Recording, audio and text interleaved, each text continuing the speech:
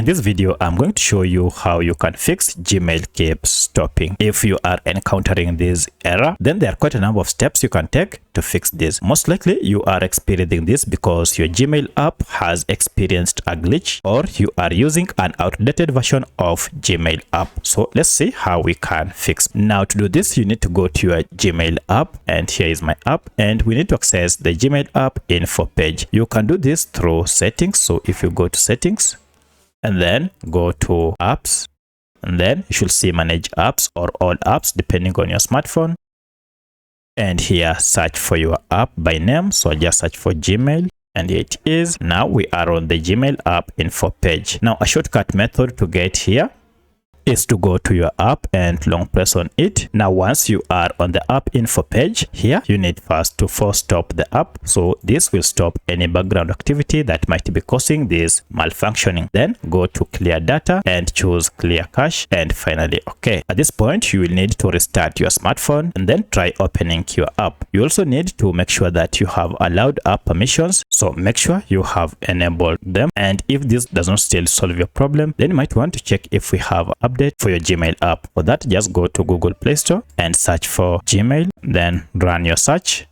and you can see we have an update for my Gmail. It might be the reason you are experiencing the error. So update this to the latest version, and by updating to the latest version, now you will have an up-to-date version of Gmail app.